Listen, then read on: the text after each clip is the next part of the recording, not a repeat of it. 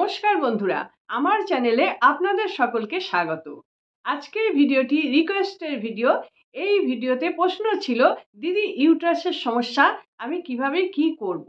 আচ্ছা, ইউট্রাসে যাদের সমস্যা তাদের জন্য বলবো স্বাধিষ্ঠান চক্র।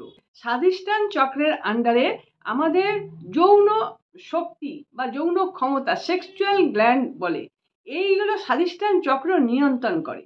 এখানে ইউট্রাস যে সমস্যা হচ্ছে, এটি স্বাধিষ্ঠান চক্রকে যদি ঠিকমতো হিলিং করা যায় তাহলে কিন্তু এই সমস্যা কমে যায়। এই স্বাধিষ্ঠান চক্রটা কেমন সেটা আমাদের আগে ভালো বুঝতে হবে। স্বাধিষ্ঠান চক্র হচ্ছে কমলা রঙের চাকার মতো চক্র, যেটি আমাদের অরার মধ্যে অবস্থিত থাকে।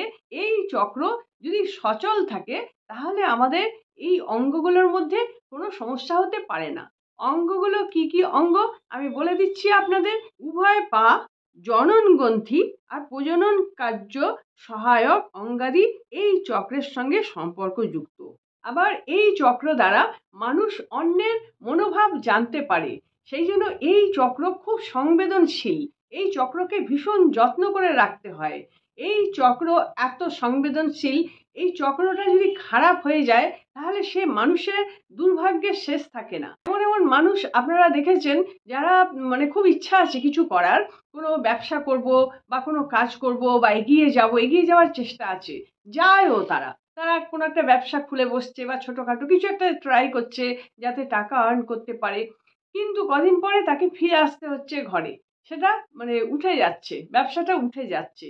বা চাকরিতে ঢুকছে, কিছুদিন পর সেখান থেকে চাকরিটা কোনো কারণে খোয়া যাচ্ছে, ছেড়ে দিচ্ছে বা কিছু একটা হচ্ছে, চাকরিটা আর তার করা হচ্ছে না। এরকম বারবার ট্রাই করছে, বারবার কিন্তু তাকে ফিরে আসতে হচ্ছে। তার কারণ কি? তার স্বাধিষ্ঠান চক্রটাই খারাপ। এই স্বাধিষ্ঠান চক্রটা এতটাই সংবেদনশীল, যেরকম ইউট্রাসের জন্য বললাম স্বাধিষ্ঠান চক্র তো হিল করতেই হবে, আধ্যাত্মবাদেও বলছে এই সমস্ত দুর্ভাগ্যের জন্য স্বাধিষ্ঠান চক্র দায়ী। এই স্বাধিষ্ঠান চক্র যাদের খারাপ, তাদের যদি আপনারা যে কোনো কাজ দেবেন, ভন্ডুল করে দেবে। যদি একটা কাচের গ্লাসও নিয়ে আসতে বলেন, ওই গ্লাসটা আনতে গিয়েও ফেলে ভেঙে দেবে। বা যে কোনো একটা কাজ দেবেন, সেটা তো হবেই না, হিতে বিপরীত হবে। এটা ওরা করছে না, ওরা চাইছে কাজটা হোক, কিন্তু তার স্বাধিষ্ঠান চক্রই খারাপ। সে যদি সোনা ধরে ওটা লোহাই হয়ে যাবে।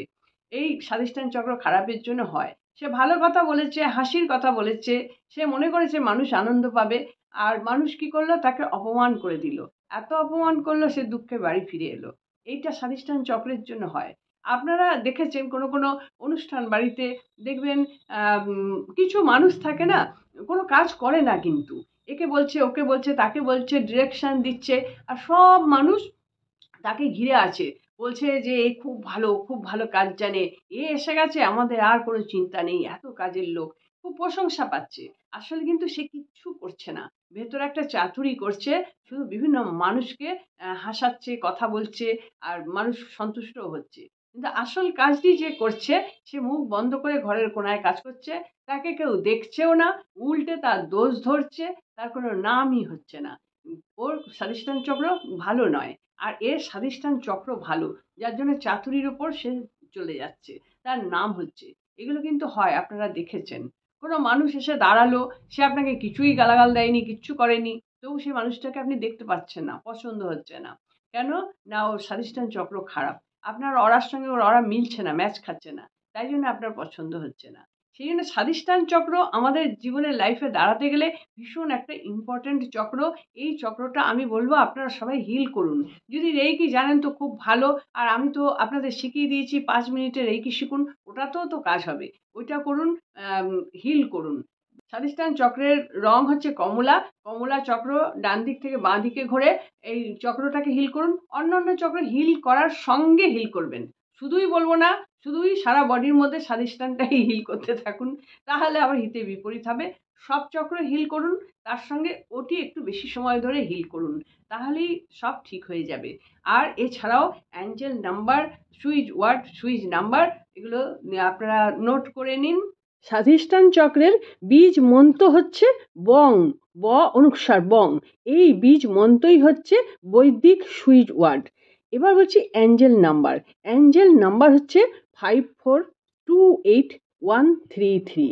এটি স্বাধিষ্ঠানের অ্যাঞ্জেল নাম্বার।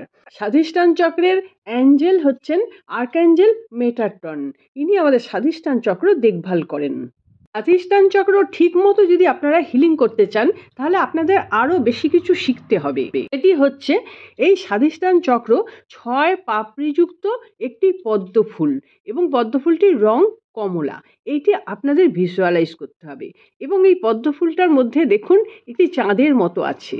এই সবগুলোর একটা মানে আছে। এই স্বাধিষ্ঠান চক্র কিন্তু অতি জটিল একটি বিষয়।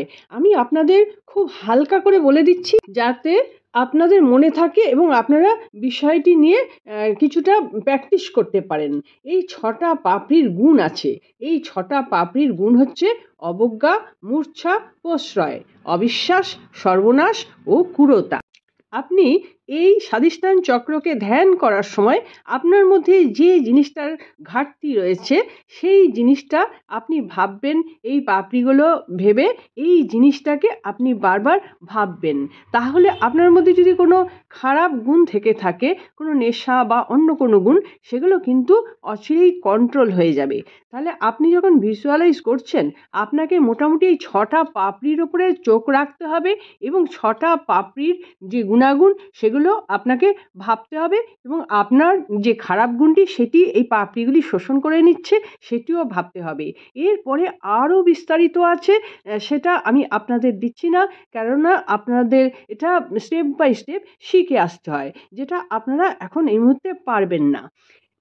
এই স্বাধিষ্ঠান চক্রের আর্ট বুঝতে গেলে অনেকটা আপনাদের গভীরভাবে মনোনিবেশ করতে হবে এবং অতি অবশ্যই পড়াশোনা করে আসতে হবে এবং অবশ্যই গুরুর সাক্ষাতে আপনাদের এই হিলিং শিখতে হবে। স্বাধিষ্ঠান চক্র কিন্তু জল তত্ত্ব, আর এখানে দেখুন চাঁদের মতো আছে। এই যে চাঁদের মতো আছে এর ওপরে অনেকগুলি আর্ট আছে। এর ওপরে আমাদের মৎস্য রানী উনি আছেন, শঙ্খ পদ্ম গদাধারী স্বয়ং সম্পূর্ণ কৃষ্ণাজি, এবং তারও উপরে দুর্গা মূর্তি আছেন। এই অনেক বিষয় আছে যেগুলো আমি আপনাদের অত বলছি না, আপনারা শুধু জেনে রাখুন জলতত্ত্ব আর একটি পদ্ম ফুল, যে পদ্ম ফুলের পাপড়িতে এই গুণগুলি আছে। আপনারা ওখানে মনোনিবেশ করে বীজ মন্ত্রটি জপ করতে থাকবেন, তাহলেই আপনাদের এই সমস্যা মিটবে।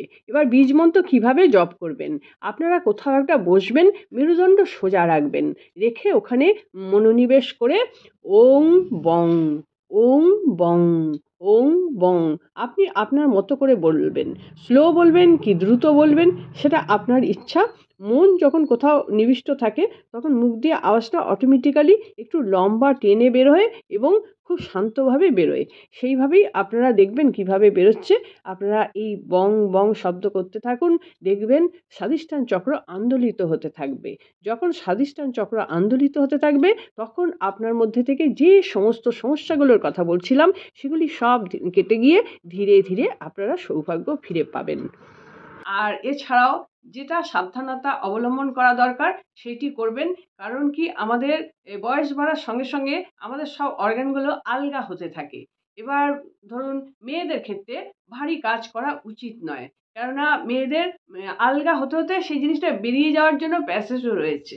ছেলেদের সেটা নয়, ছেলেরা অনেক ভারী ভারী কাজ করতে পারে, এটা গেট আপটাই তো মেয়েদের এরকম। তো বেশি ভারী কাজ করতে গিয়ে এই নার্ভগুলো এতটাই আলগা হয়ে যায়, তলপেটটা ভারী হয়ে যায়, মোটা হয়ে যায়, তারপরে নার্ভগুলো লুজ হয়ে তলার দিকে নেমে আসে, যার ফলে বেশিরভাগ মহিলাদের ইউটারাসটা বাইরের দিকে বেরিয়েই আসে, তখন আবার সেটা অপারেশন করতে হয়। তো সেই জন্য বলবো এই নিয়মগুলো কিন্তু অবশ্যই পালন করতে হবে। এই যে লাফদড়ি, মেয়েরা লাফদড়ি খেলা খুব খারাপ, মানে বড়বেলায় বলছি, অনেকে ভাবছে যে ওজন কমাবো লাফদড়ি খেলবো।